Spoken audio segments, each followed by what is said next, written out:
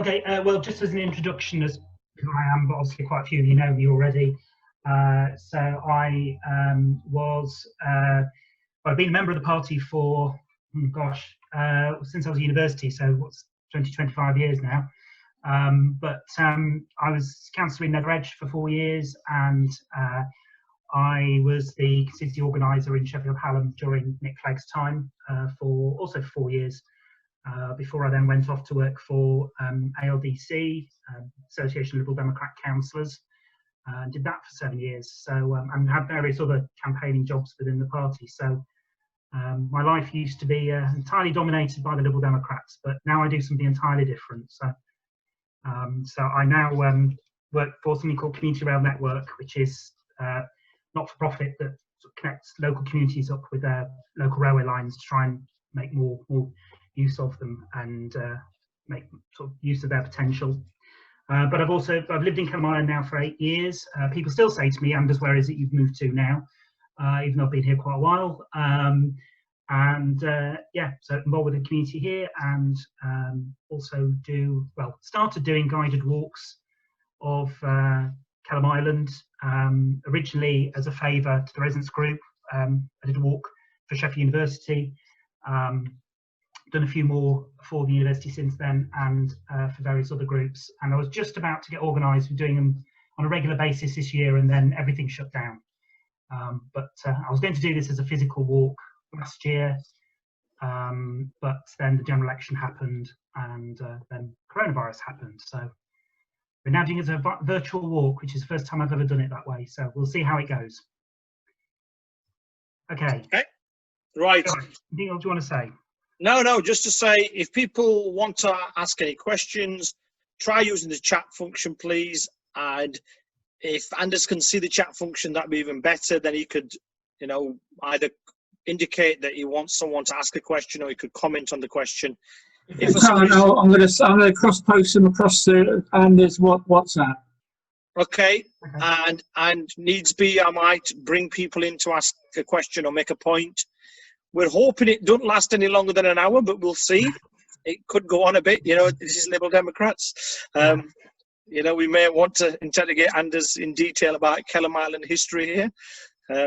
But anyway, fire away. Do you want to share the screen, Anders? I will share my screen and let's see what happens. See what happens. I'll put myself on mute as well.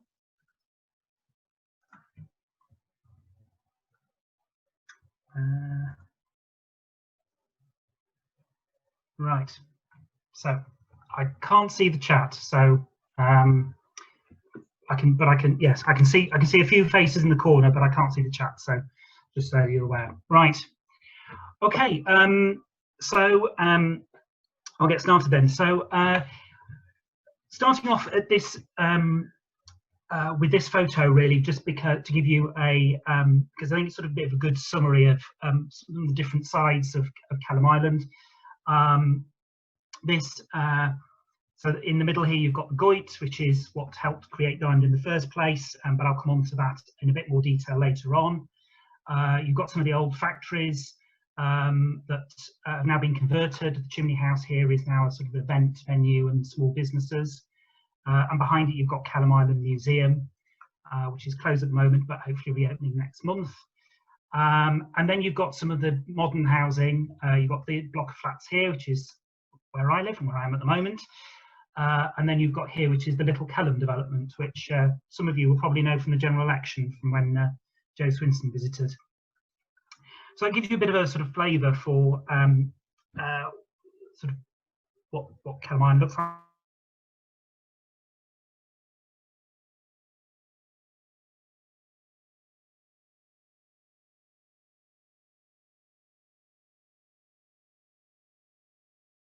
Behind, down through Paradise Square, till you reach the Ring Road, and then cross over. And one of the great things about Kelham Island, one of the reasons why a lot of people have moved here, is just that you're close to the city centre, but not in the city centre, as well as being a nice area to live.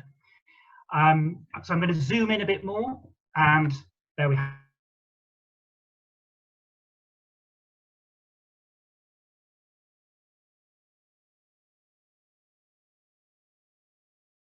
the Kelham Island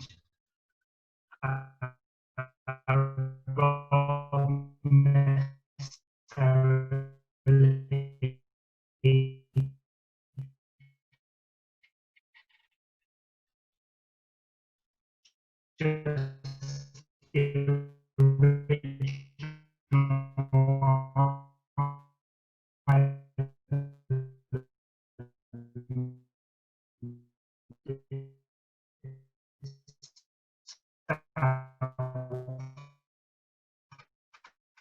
small town, barely more than a village really. And at that time, just outside the edge of the town, near the castle, was Sheffield Town Mill. It was a corn mill, but to power the mill, they decided to dig an artificial channel that would take water from the River Don down to the mill to power the water wheel. And it's that mill race, or goit to use the northern vernacular and the term that people around here use to talk about it, that created Kelham Island. So you've got this sliver of land then between the River Don and the goit, and that is what created Kelham Island in the first place. But at that time it wasn't called Kelham Island. We're going to go forward 400 years, so we're now 400 years ago, and at that time Sheffield has already now got a reputation for being a big centre for iron, for metalworking, for making items from iron, and already has that trade, but mainly through small little workshops along the rivers. And one of those small workshops that was created, and I'm going to show you from this map, which is a little bit later, but 1771 map. One of those little workshops became known as Kelham Wheel, and named after a man called Kelham Homer, who was quite a prominent man in the town. He was a town armourer, and he was took over this mill, which eventually ended up running through various members of his family. But you can see here now you've got Kelham Wheel straddling the goit that comes all the way down here and then rejoins the river by Ladies Bridge, and then you've got the River Don down here. So one of the things people sometimes ask me is Kelham Island actually an island? Well, the answer is yes, certainly was once, but these days part of it is being culverted, but it does still rejoin the river. So this little bit here, you can see, is where it still rejoins the river. So if you stand on Nursery Street and by Hazelwood's Mill and the Harlequin pub and look across the river, you'll see water joining the river from underneath the walkway, and that is the water from the goit. So is it still an island? Sort of. People in the area like to still think of it as an island. But as time went on, you can see this is 1823. You can see now that Sheffield is starting to encroach more on it. You've still got Kelham Wheel here. You're starting to get a few other buildings on the island. The main way across the river here is with the Iron Bridge, which is still there today. And you can see that there's starting to become some buildings appearing in the area. And then moving on again, 1863, 40 years later, this was what it was like. So you can see how massively quickly it all changed. But you can also see here where the goit still comes along, but then was culverted because Acorn Street had been built over the top of it. So you can see massive change. And by this time, you've got factories, but also you've got this real rabbit warren of houses in between all the factories. And this just gives you some idea. 1890, you can see, and this is a bit faint, this one, but you can see Dunfields, which is a road still there today. And you can see you've got all the terraced houses on here, but also the alleyways, the generals that take through to the courts behind, which is where there were more houses. So you can see people were living right up to all the factories. You've got a foundry here, another foundry there. So it's really everything packed in. You can also see a number of different pubs in the area, something which was a feature then just as it is today. So that's giving you a sense of what the area was like. So what I'm going to do, I'm going to go back to this map. So this is the ring road around here. This is Kelham Island Museum. And what I'm going to do now is take you on this little bit of a tour round. So before I start to go for the tour, are there any questions that we've got already, or it's maybe a bit soon for that? Anything come through? No. Right. Nothing on the chat so far, Anders. That's fine. Bit early. So what I'm going to do is going to take you from here, which is where I'd normally have the meeting point, which is where that photo was from right at the beginning. And I'm going to take you, and we're going to pretend there's a bridge here, because there will be a bridge there in about a year's time. Which will take you over the Goyt into the little Kelham development, and then out to here, which is the front of Green Lane Works. So through Little Kelham, this is where you can see a really good example of how some of the older factory buildings have been retained. This is Eagle Works, which was used for creating various saw tools. But then you've got these modern buildings, but the idea is they look a little bit industrial. So you feel as though it's still an industrial area. And between these two buildings is where eventually you'll be able to come from this bridge over the Goyt by the museum, and then eventually you'll arrive at Green Lane Works. And Green Lane Works is one of the earliest buildings originally, but originally they didn't have this archway. You simply have the factory buildings behind it. Obviously now there's been these modern additions as well. And this was owned by Henry Hall. Henry Hall was a largely made stoves, fenders, grates, lots of it for households. But he was really considered one of the best at what he did. This was, he was exhibited at the Great Exhibition at the Crystal Palace, and it had a worldwide reputation. And one of the things I found is, particularly if you look back at some of the old newspapers, particularly even national newspapers, when they had adverts on the front page of it rather than inside, you'll see adverts for Sheffield companies, and a lot of them had showrooms in London and across the world. And Henry Hall's factory was very similar to that. Incredibly successful factory, and he was not only prominent nationally but also locally. And Henry Hall was a member of the City Council, so it seems appropriate to particularly to mention that. And he also went on to become Lord Mayor. So I know there's a couple of people I think on this that have been Lord Mayor at some point. When you have your year in office, you might celebrate it in some way. You might have have a dinner. You raise money for charity. Well, no, Henry Hall, he decided something entirely different. He built this archway. So I think it's an idea for Gail Smith when she becomes Lord Mayor. At the end of it, she's going to have to build herself this big gateway just to commemorate her year in office. So I think a bit of ambition there. I think our latest Lord Mayors haven't had enough ambition with commemorating their year in office. So this is so he built this in 1859. But one of the things I'm going to show you particularly is these two things here you can see on either side of the archway. And that is what you have on either side of the archway. And these bronze figures, and a lot of the items made in Henry Hall's factory were made of bronze. The one on the left is Athena, so a symbol of art, and on the right you've got Hephaestus, or better known by his Roman name Vulcan, which will be familiar to quite a few Sheffielders, and he was a symbol of industry. So this is what Henry Hall and a lot of the other industrialists in the area felt they were doing. They were doing both something artistic but also something industrial, and I think that's continued through with a lot of the other metalworking in the city. Is it's both art and it's also a trade, it's a craft.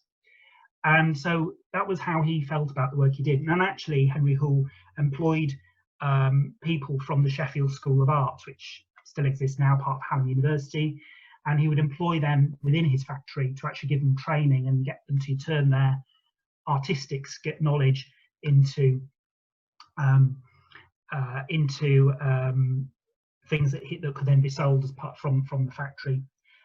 It's thought that this archway was created by a man called Alfred Stevens, who did actually work at Green Lane Works at one time, and he ended up going on to bigger and better things. He eventually moved to London, and he created the memorial to Wellington that is in Duke of Wellington, that is in St Paul's Cathedral. So eventually a very prominent man, and although nobody knows for certain, it's believed he also designed this archway in Sheffield for his former boss.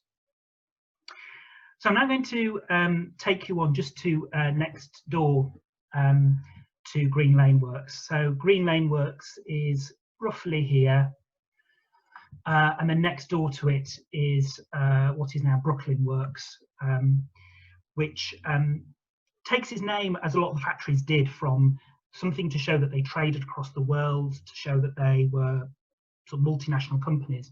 But the other connection with Brooklyn and this area is it is said that the cables for the Brooklyn Bridge were made actually in Neepsend, although I think nobody has quite found the proof of that, but that's what's always been believed. But you can see by the river here, you've got this house which sort of straddles the boundary of what is now Green Lane Works and Brooklyn Works. And I'm just going to read to you something that was written by somebody who was born in the house. She was born in the house in 1801, and to describe this, it gives you a sense of quite how much Kelham Island changed. And it says, he proceeded to improve his home. This is John Reed, who owned the house. He pulled down the old buildings, and a large, handsome-looking red brick house with 8 long sash windows at the front and a bow window at the side was built. It was situated in trees and a pleasant garden that sloped down to the river flowing at its foot. The part of the garden nearest the house was separated from Green Lane by tall iron palisades. So bit of a contrast to what's there now. But the person who wrote that is somebody who, I think, if Kelham Island can have it has any sort of figure from history that should be the hero of the people who live there, it's the person who wrote that. And she was, well, born as Marianne Reed, later became Marianne Rawson, which is now starting to have a bit of a profile in the city. So it may be that some people already know about her. But as well as a number of different things, one of the things that she particularly did was get involved in the anti-slavery movement. And there's this painting, which is in the National Portrait Gallery. It takes up the whole of one wall of the gallery. And this includes all the key figures that were at a bigger meeting called the World Anti-Slavery Convention in 1840. And they were there to try, whilst the trade in slaves had already been banned in Britain, there was still, obviously, slavery still existed. And that was what they were trying to stop. And you can just see at the corner of this picture, a lady there who, on my screen, is just behind the small pictures of the participants of this, but hopefully people can still see. And that is Marianne Rawson. So she was sufficiently well regarded to be invited to that meeting. She was born in Kelham Island, eventually moved to Attercliffe, which is where the family's factory was, and then eventually they moved to a large house in Winkerbank, which is no longer there. But she became quite a wealthy person and ended up paying for a chapel that is still in Winkerbank that you can go and see, and we've got a replica of this painting on their wall. She was good friends with a lot of the leading lights. She knew William Wilberforce, who was MP for Yorkshire, would represent Sheffield at the time. She also fought a lot for women's rights. She fought for to give women the right to vote, something which she unfortunately never saw. She did a lot about campaigning for freedom of speech and backed Sheffield journalist James Montgomery in a court case. Just move on to this picture of her, obviously as a much older lady. And until relatively recently, nobody quite knew when she died, nobody knew where she was buried. And now they've actually managed to find that she was buried in a small churchyard in Attercliffe. Just as the people who, from the chapel that she built, discovered that she was in Attercliffe, they discovered that the churchyard was up for sale. So they managed to bring together the money, and the Zion graveyard has now been bought by the Friends Group, and they've now preserving it. And you can go on open days to it, and it's this really old, slightly overgrown graveyard stuck away behind some car lots and in a back street in Attercliffe. The first grave they found when they cut back all the bushes and everything was actually Marianne Rawson's grave. So they're hoping to try and make her somebody who is a lot more prominent within the city. I'll just pause there. Anders, we have a question. Can I bring Diane Leake in? Diane, do you want to? Let's see if we can unmute Diane. Dad, can you try? Hang on. Have I got it? Yeah, you're on, Diane. Go on. Okay. One of the things that I was wanting to know is the big rumour was from around Infirmary Road right down to Kelham Island area. They used to deal a lot with America, and the rumour was that's the reason why most of the streets around there have got an American connotation. Do you know if there's any truth in that at all, referring to what you said earlier? A lot of the factories did trade with America, and some of them have things like showrooms in New York to advertise their wares and things like that. But they trade with all over the world. So I'm not aware of any particular connection with the road names or anything like that, and with America. But certainly, yeah, look, most of the big companies around there did trade with America, and yeah, there's one of the ones I'll come onto in a bit. They had showrooms where people could go and have a look at the items that they made in major cities across the world. So yeah, that was quite common for a lot of the factories in Sheffield at that time. Yeah, they were going to build, I think around 2007, they were supposed to be building a bridge. They were going to call it the Brooklyn Bridge, but it obviously didn't quite take off. And then we had the bad floods, so it would have actually taken that down. But yeah, the plan was to. So I mentioned before that there's a plan to build a bridge over the Goyt next year. The original plan was to have it from the end of the island right across to the back of Brooklyn Works, and it'd be a scale replica of Brooklyn Bridge, which would have been great. But as you say, yeah, it didn't. Unfortunately, it hasn't come off. So we're still getting a bridge, but a lot simpler thing now. There's the local residents group is currently hassling the council to try. I think apparently they have got the money, but they just need to get on with it. Simon Ogden, yes, maybe. Thanks, Anders. Okay, anyone else want to ask Anders any questions from the first bit of the presentation? I can't see everyone, so unmute yourself if you want. Okay. Okay, silence means carry on, Anders. Okay, right. So we're going to move on from the back of Brooklyn Works, and we're now by the river. Bull Street Bridge, which recently has been pedestrianised as part of the council's plans to try and partly to encourage more walking and cycling, partly because they knew that when they put the cycle path along Shales Moor, people would try and cut through Kelham Island, so they wanted to try and avoid that. But this was actually something that had been talked about already, about pedestrianising the bridge. And one of the downsides of Kelham Island is we don't have a lot of green space. Assuming that it is popular and they keep pedestrianisation, this may end up becoming by default, although not necessarily that green, it'll be open space for the local residents, and probably have sort of benches and things like that put in it. There had been some work done trying to clear some of the riverbank here to try and create some more green space by the river, but the last time we had heavy rain in November, all the work that had been done had been washed away. One advantage was it also washed away the Japanese knotweed, so that was one useful thing that came out of it. So this is so Ball Street Bridge, or originally it tends to be known just as Ball Bridge. This is the third bridge there's been. The first one was a footbridge. Then they put in another one which was open for traffic, but just a simple metal tube basically.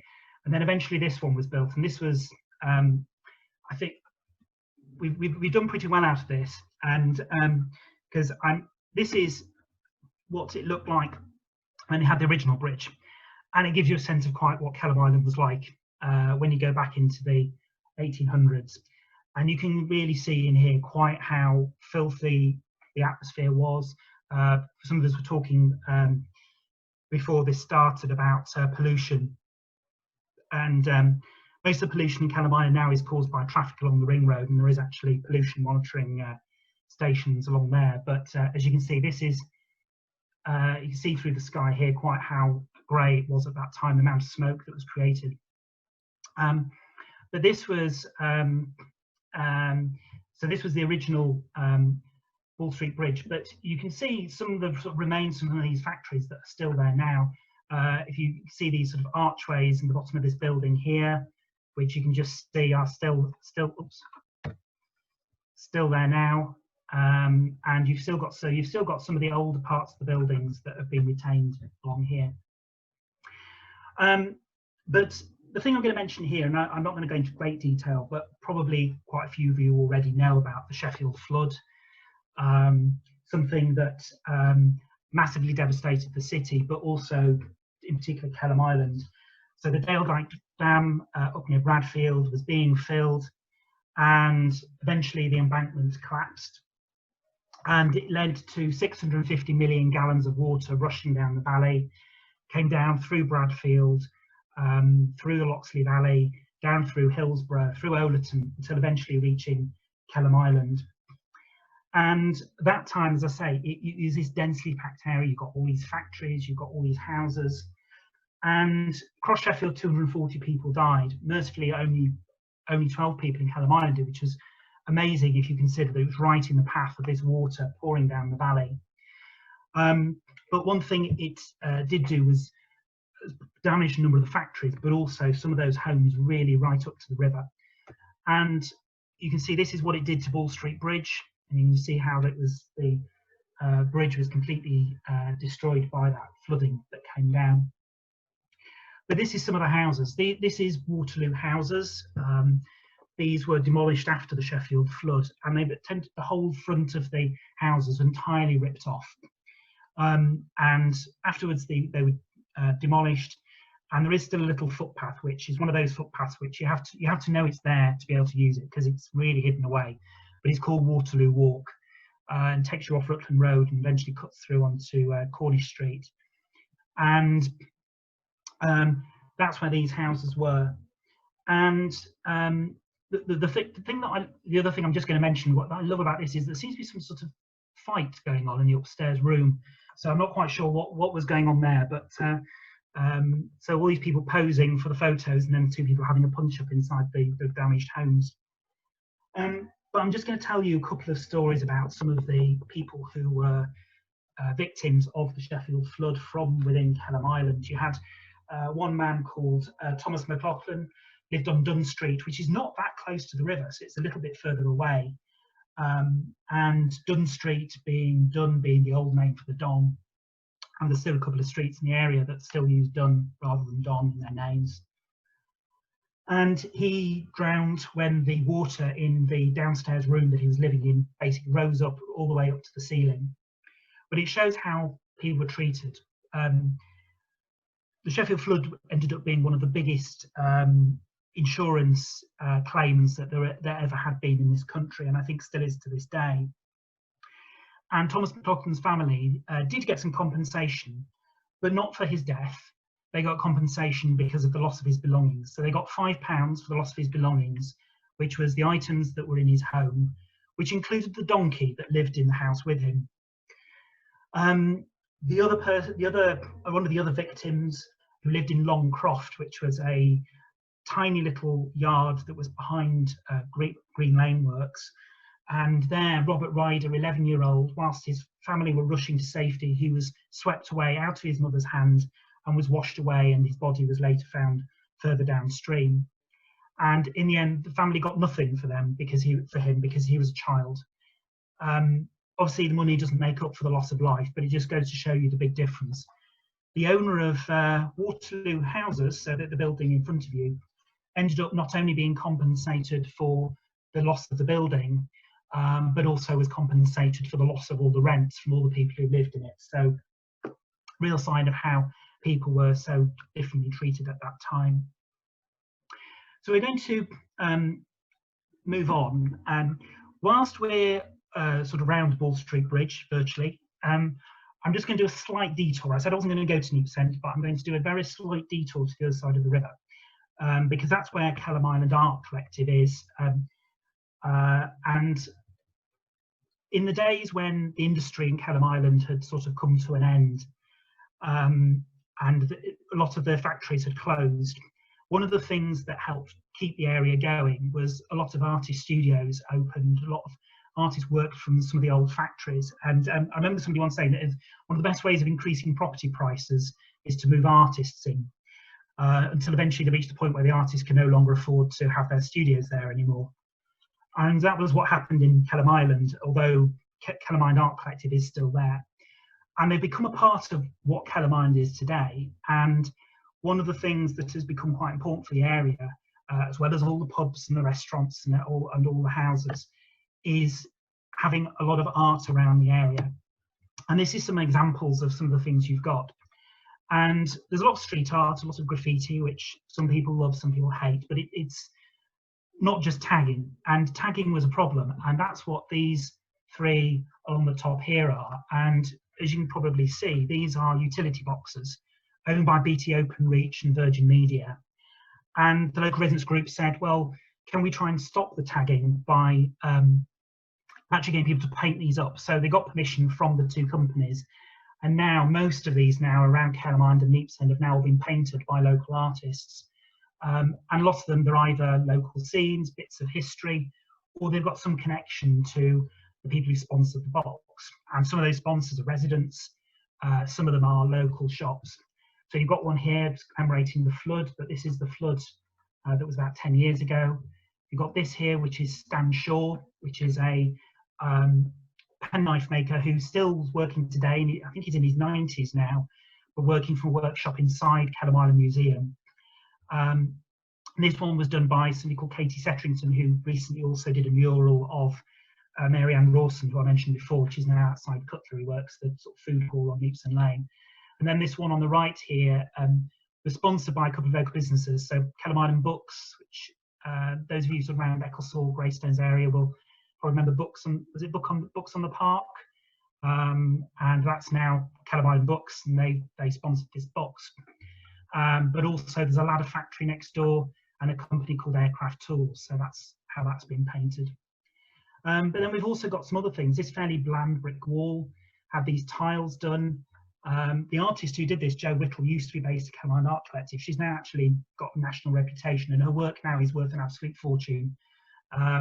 Fortunately, this is opposite a cafe, which at least deters people who might want to try and steal some of her work. But you can see it's commemorates local nature, scissors, some local kiln. So it's trying to commemorate things. You've got this one here from Joe Peel, which was part of a project for Yorkshire Day. And then this one in the middle shows how much of a reputation Kelham Island Neepsend's got for this now. This was actually by an artist who's based in Mexico, who came over to Sheffield wanted to do a mural. And the original wall, which I think was in Tinsley actually, sorry Sheffield, I think they discovered that the wall was too porous, so they had to find somewhere else for it.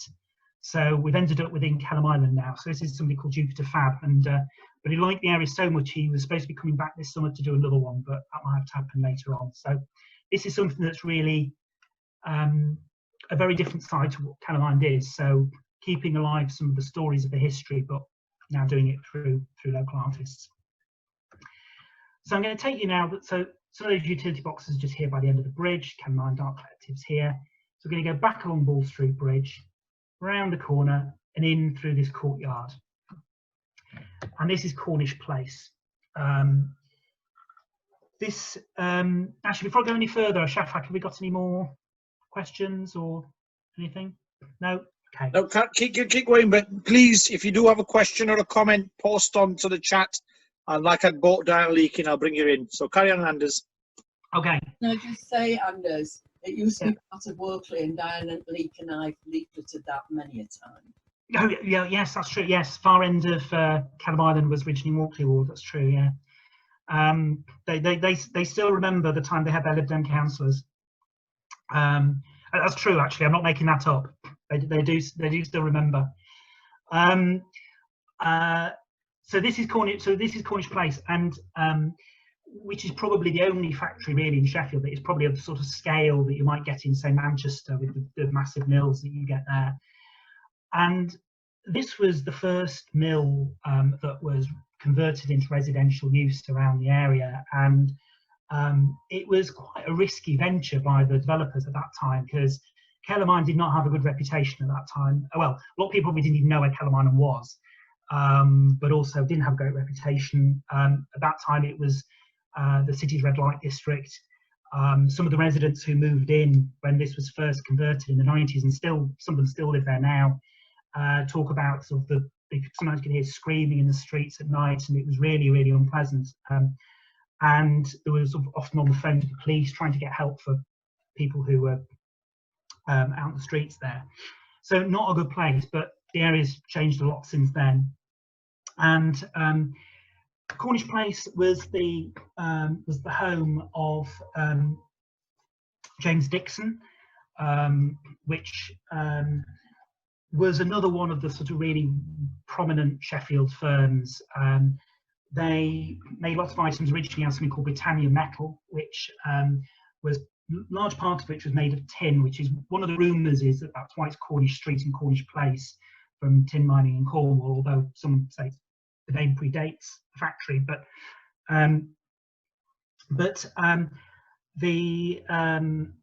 this factory made a whole range of different items, and that's one of the things you find is that some factories start off specialising in particular items, but then diversify into lots of other things. And it grew massively from just a handful of workers to eventually there were 600 people working on this site. And it was exporting all across the world. And I mentioned before about some of the factories had showrooms in other countries. They had a showroom in New York. They had an agent based in Melbourne in Australia to go out and sell. But they also had a really grand showroom on site. And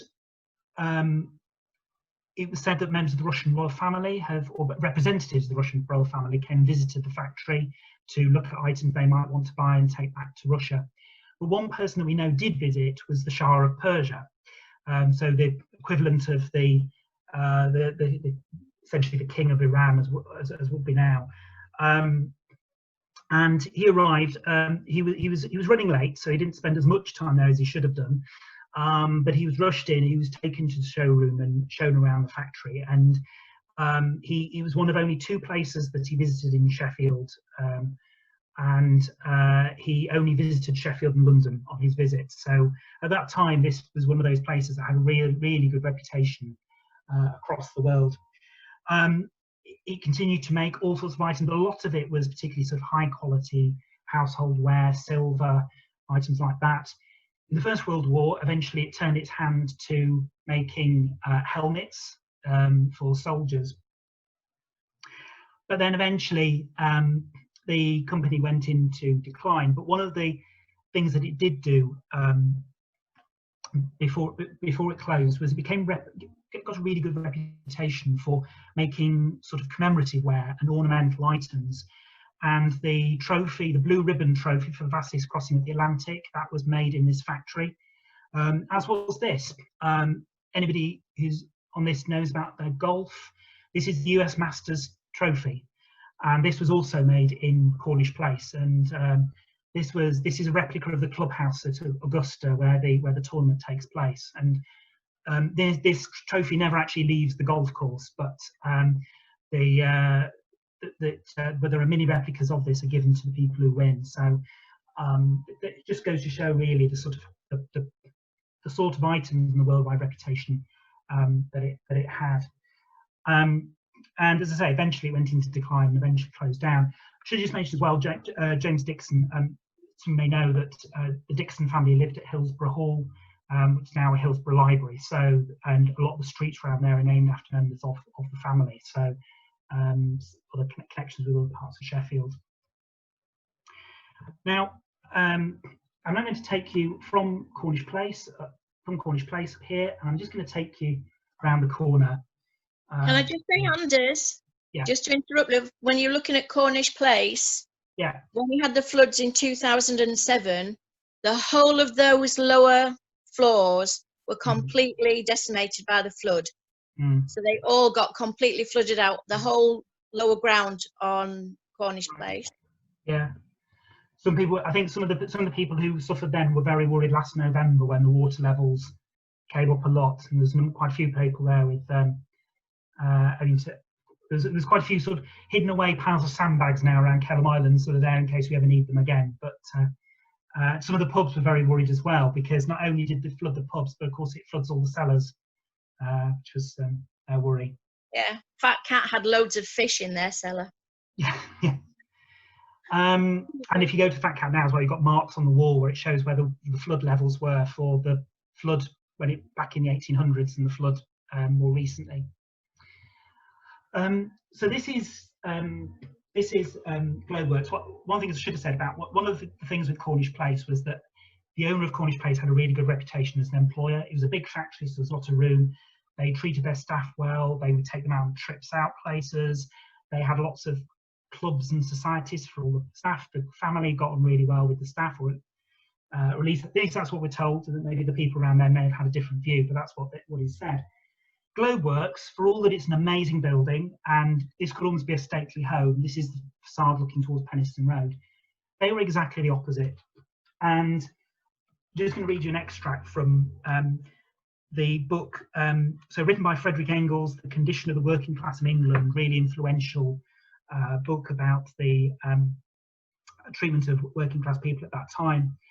And the Globeworks was owned by a company called Ibbotson and Roebuck, and Engels says, Mr. Ibbotson has made himself obnoxious by an active participation in bourgeois movements, by low wages, the exclusive employment of strikebreakers, and the exploitation of the poor law for his own benefit. I say strikebreakers, the word he actually uses knobsticks, which was the name they used for strikebreakers then, and it's a great word, and I think we should use again. But so as you can see, Engels was not a fan of Ibbotson. Very well known for being anti-trade union and for low wages, and there were lots of protests. Bombs were thrown through the windows of the factory, so really not a popular man. But on the other hand, he created this amazing building. Ibbotson and Roebuck didn't stay in this building actually for that long. They moved away, but then eventually, some years later, moved back to Kelham Island in an entirely different building. But this place was also where a number of other companies used in. It was used by a company that made sheep shears, Bowie knives that were particularly popular in America, were also made here. Just behind where, almost where this photo was taken, is this. Now you might be thinking, so far I've not really mentioned anything about beer, which obviously is what Kelham Island is probably particularly known for these days. I sometimes have to break it to people who are big real ale fans. When they find out I live in Kelham Island, they're really excited by it. I have to break it to them. I don't tend to drink real ale, but I do like real ale pubs, just not so much the beer they sell in them. This Don Brewery was one of the breweries that there was in Kelham Island, long since gone, but they've preserved the sign from the pub, which is still there on the wall, which you wouldn't know just going past. You need to go to the other side of the wall to find it. The other big brewery that there was in Kelham Island was Stones, which probably more recently people know its big site on Rutland Road, which is still derelict at the moment, but is due to for some point to be turned into housing. But it started off life in a small factory in a yard in Kelham Island. So it started off in Kelham Island before moving to a bigger site the other side of the river. Now, obviously, there's a number of small breweries around the area, as well as Kelham Island Brewery, which sort of kicked it off really, and is another one of the things that really started to turn around the fortunes of Kelham Island. You've also got things like Neepsend Brewery, the Sheffield Brewery, Blue Bee. There's a whole range of different breweries now in and around Kelham Island, Neepsend and all that area, as well as a number of the real ale pubs. And one of the, I'm just going to take you now, so the sign that we've just shown was here, and I'm going to just take you along Shales Moor, and we're going to stop here, which is by the Ship Inn. And I'm just going to show you this one because it's one of those pubs that doesn't really get all the attention, even though it's on the main road. But I say, it's a beautiful pub with all this tiling. Tomlinson's had a brewery just off Bramall Lane, and this is actually the oldest pub in Kelham Island. It doesn't look it. That's because it was demolished and rebuilt in the 1920s. But the Ship Inn is the one that goes back the longest of all the pubs that are still around in Kelham Island, probably wasn't a pub with a great reputation, but has recently massively improved, so is now a lot more popular as a pub. It's also known for a legend that during the Sheffield Flood, there were some people in the tunnels alleged to be smugglers, but others say that they were washed into the tunnels, and they were actually sailors who were home on leave and ended up being drowned in Sheffield. So these sailors survived all their time on their boat out at sea, came back to Sheffield and then drowned here instead. But there's a plaque on the outside of the pub that commemorates that. Anders, yeah, you know the tiles on the pub itself? Yeah. Are they kind of protected or something? Because they're quite a unique feature. Good question. I don't know. I mean, the building itself looks very nice. I suspect with everything else that's going up around it, it may well have some sort of protection on it. I don't know. Yeah, quite possibly. Yeah, I don't know. I mean, as you can see, there's a lot. It's sort of gradually encroached with new buildings on either side. So I don't know, but I will check. But yeah, it wouldn't surprise me if the tiles are protected. There's some lovely ones as well with sort of inscriptions on the side of the pub as well. And there's round the back of the back of it, there's a longer, lower building. Is that the original building, or is the one we're seeing now the original piece?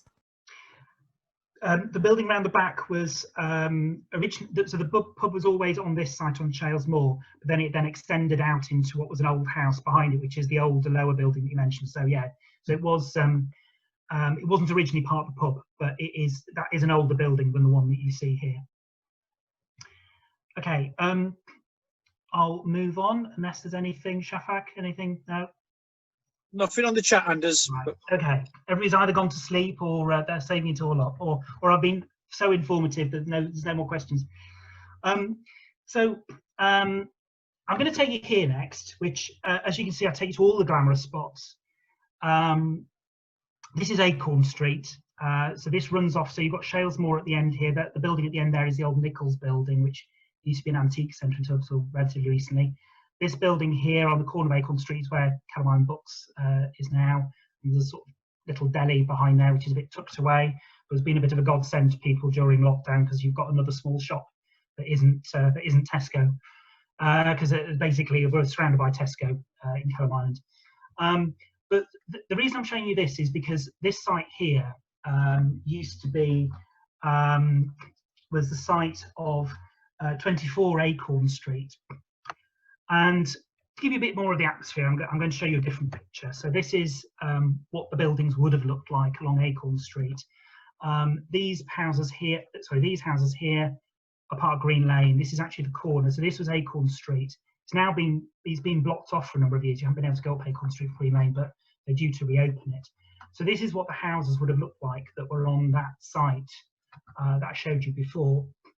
And I was talking about the courts. This here was where the general would have gone through into the court behind the building. So the 3-storey houses. And the reason I'm showing you this is because of something that happened here in 1861, 23rd November 1861. I mentioned before that there was a lot of violent acts protesting about some of the working conditions. And living in one of these houses on Acorn Street was a man called George Wasnage. He worked for Henry Hall. So in 1861, this is the year after he built his big archway. And he lived in this house with his wife, Harriet. They also had a young child, and they also had a lodger called Bridget O'Rourke. And the Wasnages lived in the upstairs room.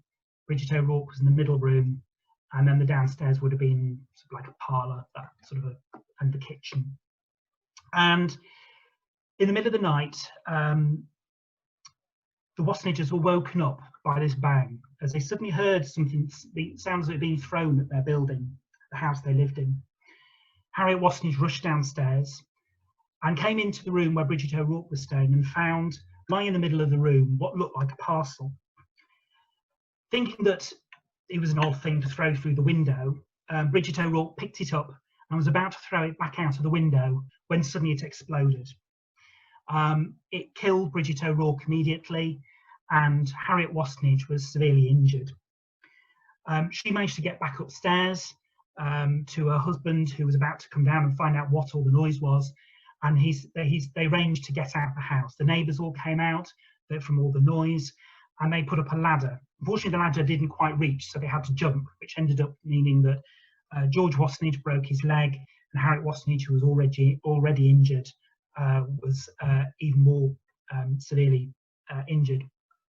Harriet Wassenich eventually survived, but eventually a man was arrested, a man called, a man whose name I've now just forgotten, a man called Joseph Thompson, and he was known to be an associate of a lot of the trade unions that had become more militant, in particular the Saw Grinders Union, which these days is actually the name of the bar inside Globeworks. So I can't imagine if someone would have been desperately happy about that. But they eventually he was arrested, he was tried and found not guilty. 6 years later, though, there was a big sort of tribunal in Sheffield. Sheffield become really notorious at this time for all the violence that was happening in the city, so they decided to investigate. And one of the conditions of people giving evidence at this tribunal was that they wouldn't then be liable to being charged with any offences that they admitted to. And the result of this was that William Broadhead, who was head of the Saw Grinders Union, he admitted that he'd ordered the attack on the Wasseniches. George Wassenich was somebody who hadn't joined the trade union, so he decided to teach them a lesson. And he actually brought in somebody, not the person, Joseph Thompson, who was eventually taken to trial, but somebody else who eventually admitted that they were the person who threw the bomb. In the end, they didn't kill the Wasseniches, but did kill their lodger, who was simply somebody who was just living in the house with them. Terrible event, but the results of it was that people suddenly really realised for the first time quite how poor a lot of the working conditions were in Sheffield factories. And so eventually that meant a lot of changes to the law. Working hours started to be curtailed, and a lot of the working conditions in the factories were eventually improved. So massive event, covered in a lot of the national newspapers at the time, really significant event, going by what I think is sort of a very sort of British way of describing it, the Acorn Street outrage. And that was happened in one of these houses in Kelham Island. So Penny, you've got a confession to make. All right.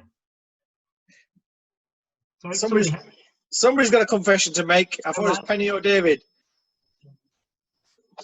You're muted. Penny? Oh, yeah. Can you hear me now? I can hear you now, yes. Who's posted this? Either you or It's David? me. William All right. Broadhead was an ancestor of my first husband.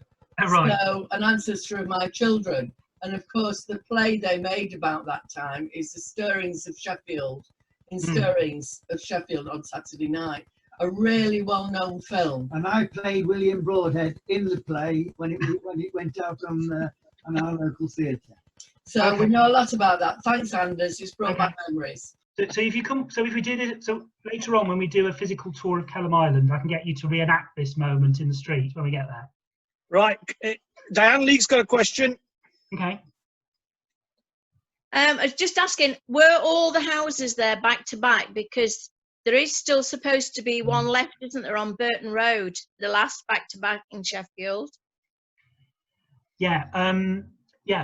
Most of the houses were. Most of them were then demolished in the sort of 20s and 30s. And this is one of the things that changed. So I said about this rabbit warren of houses all around the area.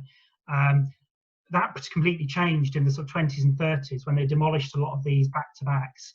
And then the factories basically expanded and took over the site of what had been the houses. So people talk about now saying, oh, you've completely changed what was an industrial area into a residential area. It always used to be a residential area. It was actually only a short period when it was entirely factories. And obviously then you got the sort of 60s and 70s, nobody lived in Kelham Island really, other than perhaps a few pub landlords. And even then, I think quite a few of the pubs weren't open. But yeah, there are still a few odd buildings here and there, old houses. And yeah, so I'm not trying to think of the one on Burton Road, but yeah, there are a few around still, on particularly in Neeps End, some old houses that were. It's squeezed in between two of the. Yeah, it's really difficult to spot, but it's there because the museum were going to try and use that as part of their exhibitions and things to use it. They were going to try and link it into there so that they could use it as a part of their school rooms for the last back to back.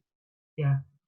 Well, one of the things that is happening in Kelham Island at the moment was, which I know is happening in some other areas like Broom Hill and Doran Totley, is we're looking at putting together a neighbourhood plan to try and influence how planning is done. I mean, in some ways it's shutting the stable door after the horse has bolted, but I think there's a fear that as it's really trying to, we're not against building, we accept where we live, but it's about trying to improve the quality of what's built, but also not losing some of the old buildings that are not perhaps architecturally important, but maybe are historically. And so we're trying to sort of create some of that, protect some of those. And one of the things that's happening at the moment is trying to do a survey of the old buildings that are still there, which some of which, I mean, parts of Kelham Island are a conservation area, and there are some listed buildings as well, but there's probably quite a lot of old buildings that we should try and keep in some way. And we don't want to lose them, even if at the moment they're nothing much to look at. I was going to say, Anders, there was a document done regarding that. Gosh, when Louika were on the go, Laura Moynihan, they commissioned a report for all that area, Neaps End and Kelham Island, Right. way back, Lou. So there is something that's in the throes somewhere.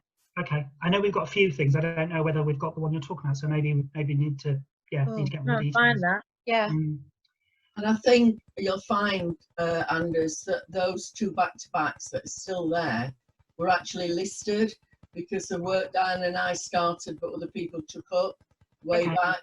Yeah. So that they shouldn't be knocked about. They are listed. Right. Okay. Okay. Move on. We're nearly at the end. So, so we've left Acorn Street. This is Acorn Street here, which is used to go all the way down to Green Lane, but this is then blocked off by a factory. Although the new flats are being built here, they've actually reopened it again. So I'm going to go back down to Green Lane, along Green Lane. Going to go past the Fat Cat, and then we're going to come into here. And if you go into that yard, there's a gateway here. And if you go along Elm Street, you can see there's a row of old buildings here, which most people probably just walk past and don't think much about. They're covered in rendering now, so they don't look particularly anything special, but the rendering is put on over the original brick. And this is the other side of those buildings. This is facing away from, so Elm Street's on the other side of these buildings. And you can see some of the old brick is still there, but other places where it's been covered over. Some of it's all bricked up, but some of this is still in use. In here, you've still got a few people who still, I suppose you would still describe as little masters. So the craftsmen still working from small little workshops. And if you walk past there during the day, you can often still hear the sort of slight clinking sound of metal, of people making things in there. There's somebody in there who you can find their website online, and they make incredibly expensive cufflinks. So if you need incredibly expensive cufflinks, then there's someone in Kelham Island who will make them for you. And so this is still partly used. The land next to it is a big site, which they just started building houses on a couple of weeks ago. One of the things that's changed now is there's a lot more housing being built in Kelham Island, not just flats, which is quite good because a lot of people who move to Kelham Island love the area, but haven't got enough room in a flat, particularly if they have a family. So they are now building houses, which is really good. Less good is the noise that this building site makes at 7 o'clock in the morning, but I'll move on from that. I'm sure it'll be fine when it's finished. This row of houses is known locally as the Arms Houses, and it doesn't seem for definite they ever were quite arms houses. But the reason why they were known as the Arms Houses was because of what was on the site next door to it, which is this. Now, if you can imagine, if this was still there in Kelham Island now, this was demolished in the 1940s, it was this was originally a cotton mill. So you may have seen one of the maps early on. There was one of the early maps I showed you had a silk mill on. Silk manufacturing never really took off in Sheffield. So it was, the factory burnt down. So when it was rebuilt, it was built as a cotton mill. That also burned down, and it was rebuilt again as this, which was originally also a cotton mill, but again, cotton manufacturing didn't really take off in Sheffield. And this building was, say, cotton mill for some time. I mean, imagine if this was still here now, I imagine that would be incredibly expensive apartments, a bit like Cornish Place. So eventually it was demolished. But after it stopped being a cotton mill, it then became the new home for Globeworks. before eventually it was then converted, and in 1834 it was taken over by the Board of Guardians and turned into Sheffield's Workhouse. So the original workhouse was up on West Bar. There's still a workhouse lane next to a car park just behind the Crown Court, and eventually moved into here. Moved in 1834 and then moved to Furvale in 1881, and the workhouse buildings then eventually became part of Northern General Hospital. But this building was eventually at one point housed 600 people in this. And the row of buildings I showed you before, known as the almshouses, seem to be where some of the older residents lived, which I'm assuming is why it became known as the almshouses. Workhouse being the place where basically you try to avoid, if you were destitute, if you had nowhere to live, no work, you would be admitted to the workhouse. And even till relatively recently, people still talked about that as a threat. If you didn't sort of sort out a job, then you would end up in the workhouse, even though obviously they've not existed for quite some time. Eventually, as I say, the workhouse moved out. One of the other things was used as during the Sheffield Flood, this was used as a temporary mortuary and coroner's court during the flood. Even though the building itself was flooded up to 4 feet, apparently the stories of some of the people who were living in the workhouse having to stand on the top of their beds to try and get above the rising floodwaters. So, as I say, eventually this building also became a factory, and then eventually was demolished. But I think it's just a great shame this building is no longer there, because it would have been a real landmark in the area. One of the so now I'm just going to finish off by taking. Anders, we have a question. Okay. Richard, do you want to unmute yourself and ask a question about Sheaf Island? Yes, Anders, where was the Sheaf Island Works? Was that anywhere near Kelham Island? Do you know? William Jackson's Sheaf Island Works? I don't know. Is the answer? Well, I have heard. The reason I ask is I have a.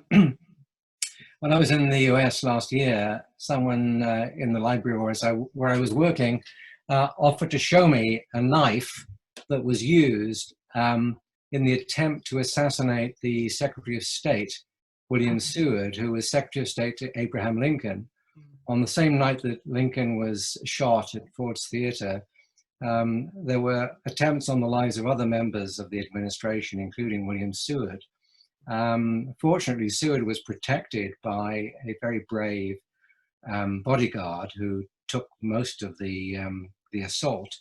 When I was shown the knife, it was a knife made in the William Jackson Sheaf Island Works in Sheffield.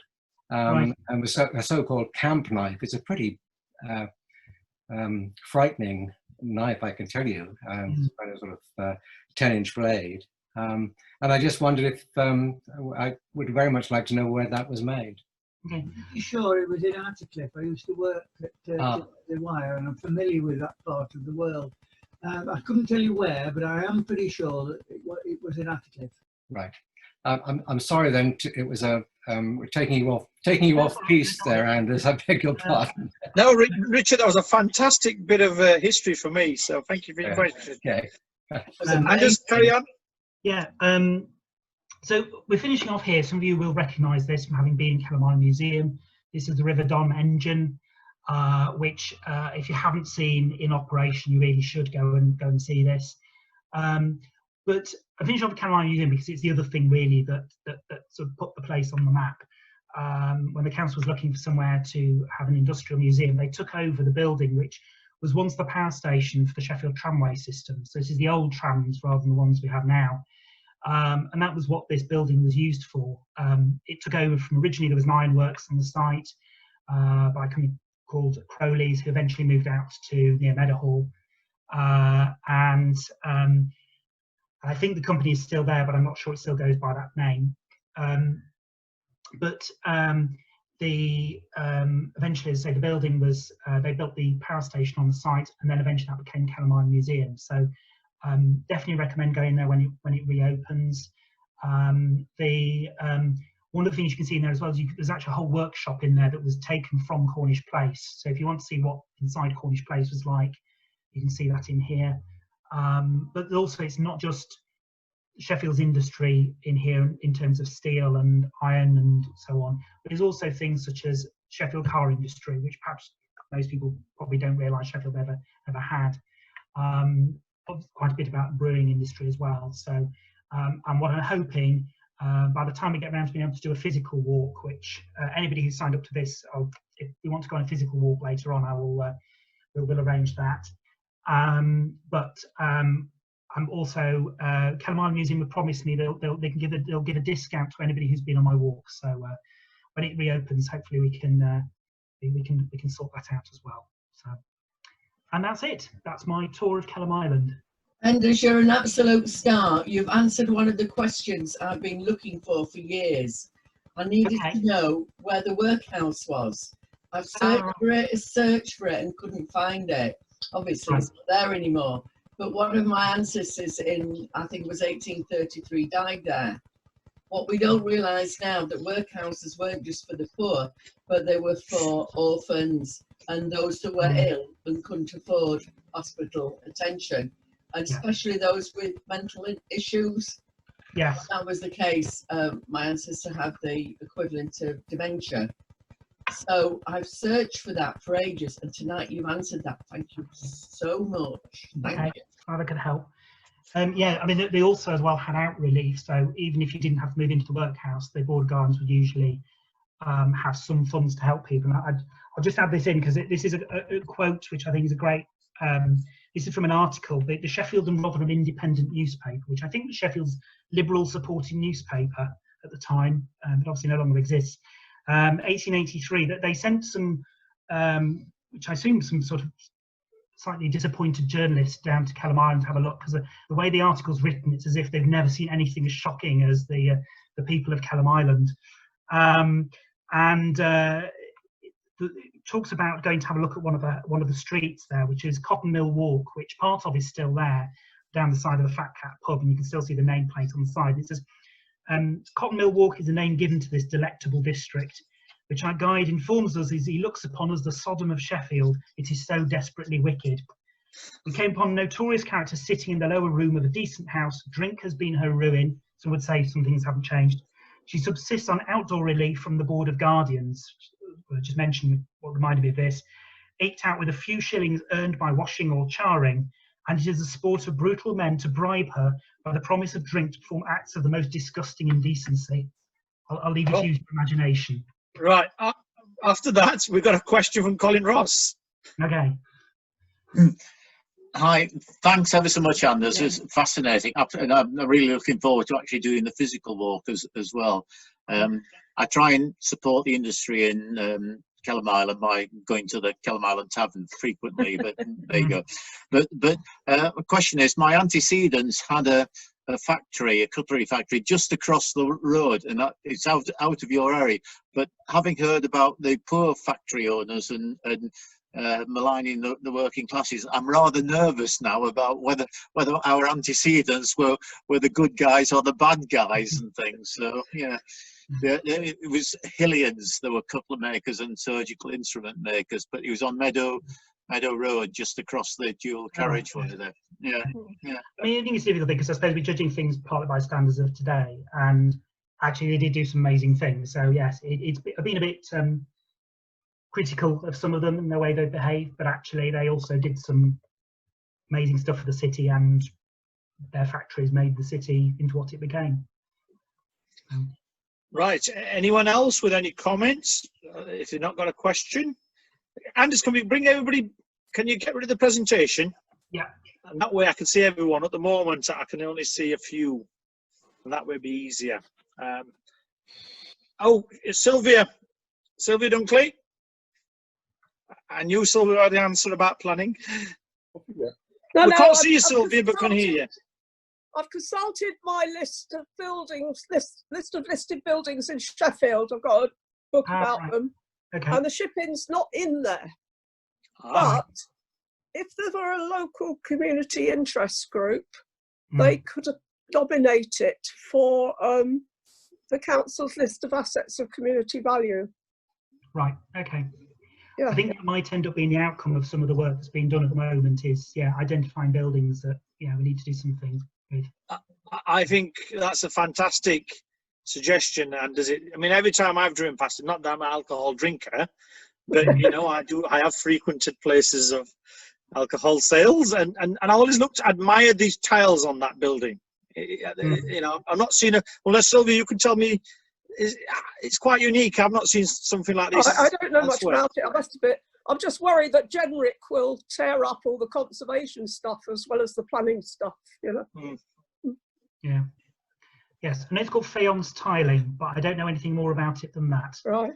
The White Building was the very first building in Sheffield to have faience tiling.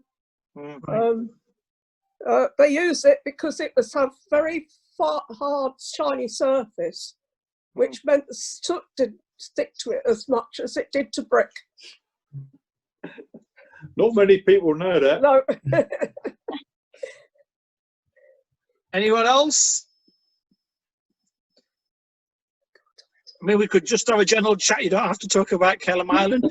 I tell you what's come to my mind as an idea, and it's a job for Penny and Sue Ross and others who are kind of part of the fundraising, is where else could we do this? I mean, Door springs to mind. The village. Yes, the village. Colin, who else is here from Door? Well, there's a doorways group and historical walks, and I know the people. I might be able to persuade them. I try and, with the Door Village Society, keep sort of politics out of it, although I suspect a lot of them might be sympathetic, but I can ask the chair. The chair I know is but I can ask the Dawn Coggins whether she'd do something. Yeah. I mean, it's just listening to Anders. I just sat there and I'm thinking, you drive past these places, you drive through these places, and I've delivered Green Lane. I don't know if Fiona, who used to be part of the community group, still lives there. 10 years ago, when we were fighting Sheffield Central, that was the area I used to get a lot of. Yeah, Diane Leake will remember it. Diane? Yeah, I remember. I mean, that's the second name. Oh, crumbs! You've got me now. Fiona and Rob, they were quite positive at doing stuff, because when we took over the ward 2004, there was really nothing ever done, and oh gosh, nearly got a name then. And I mean, it was interesting you mentioned, and Anders, it was interesting you mentioned about Lib Dem councillors, because actually we were probably one of the first councillors that would go down. I remember going down several times with Mr. Azim. Dan, yourself were there from Walkley, and often we were the only councillors there, and we'd take away casework when the community there were first setting up. They never had anybody, and we'd set up that first action group, regarding the Inner Ring Road, and obviously it was the red light district because it was all coming from Edward Street. So there was a lot. I mean, what's been brilliant about Anders' presentation is I can't get my breath how it's changed in literally 14 years. It is absolutely just gone brilliant from being a place of where you just didn't dare go, to be quite honest. You had to go around in a pack or with a police escort to this lovely, vibrant, lovely area now, and it has had its difficulties. After the flood in 2007, that absolutely created a heck of a lot of problems down there. But it's nice to know that they've all come together as a community. And as I know you mentioned the kind of places to drink, but also isn't there a place now where there's a lot of food in kind of one? There's Cutlery Works, which is in East End, which is just an old factory that's now got a sort of number of different food places in it. So it's like a big in the middle and then places around it. Just opened last weekend is something called Steel Yard, which is also in Neepsend. I mean, when they started everything in Neepsend, those of us living in Kelham Island thought, oh, funny place to build it, it's the other side of the river, a bit further away, and now that's where everything's opening because it's a bit less residential, so they can make more noise. But Steel Yard has just opened, which again is another, which is development of old shipping containers are trendy now. So they've got all these shipping containers that have been converted into cafes and restaurants as well. So, and then you've got Yarrow, which is in Kelham Island on Shalesmoor, which is sort of probably one of the restaurants in Sheffield. So it's rather nice. Yeah. But yeah, we've still got people with businesses there making things. Yeah. Yeah, which is, you know, what Sheffield was all about all those years ago. So we've got people living, working, making, eating, drinking, all in the same area. So it's quite a good microcosm. It's an amazing place, really. Shame it's one of our wards. I think that's the thing with so when people first moved it, you were talking about some of the residents who were there originally, and there was Kelham Island Community Alliance, who was then Kicker, which has now become Kinker, because now people live in East End and we sort of feel we're all part of the same area. And it sort of went moribund for a bit, but then has now come back, and now does loads of stuff in the area. The chair of it is very keen to, if somebody's, rather than people having a moan at a meeting, he wants you to do something. So don't moan, do something. And that's worked really well as getting, because I think we take the view that we don't want it just to become some sterile residential area. We want to keep the old buildings. We'd like there still to be people making things in Kelham Island. And trouble is, it's hard sometimes to resist the developers. But it's a concern after the floods in 2007, when Diane and I walked down there and saw some of the flats and some of the properties that have been flooded. So and I know they said it was a 100-year incident. But, you know, they said it in other places in Sheffield that have been flooded since. So it is a very close to November. There was some houses in that came quite close to being flooded last November. I want to say, Candace, how close were you? Where was the water line this time compared to previous? If obviously you weren't living there then, but no, I mean it was well below it was then, how it was then, but it was still only I don't know, 30-40 centimetres from the edge of the riverbank in some bits of it. There was one place, unfortunately, by Cornish Place, where the wall by the river had collapsed, and they were in the process of rebuilding it when the latest high water levels came. So people were a bit worried that there wasn't the protection that there usually was. So, right. But fortunately, I live on the second floor, so even if the area around me floods, I'm fine. We have a question, Anders. I'm not sure whether you got the answer. From Anne. Anne, do you want to ask your question, actually? Yes, I was just asking, you showed the slide of where they're building some new houses rather than flats, but given climate change and the frequency of damaging floods, are they going to have flood protection? Are they going to be flood-proof, those houses? You may not know. I don't know. I mean, quite a few of the buildings, certainly the flats, they deliberately don't build on the ground floor for that reason, so that the ground floor is often a carpet. And for example, the student halls of residence, their car park was flooded in November, but that's the intention. The idea is it floods the car park, not the people who live there. Unfortunately, some people didn't move their cars in time, but yeah, I think the houses do. There are people living on the ground floor. I mean, there is mitigation, but I don't know how good it is. Okay. Anything else? I mean, what is it? Oof, about 10 to 9. I mean, we could still stay on for a chat. I mean, usually when we have the quiz on, after the quiz, some people stay on. Otherwise, I think it's been a really, really interesting bit of Sheffield history. And I think it's given us some ideas of where next to go for another event. So I don't know, shall we show our appreciation for Anders? Yeah, thank you.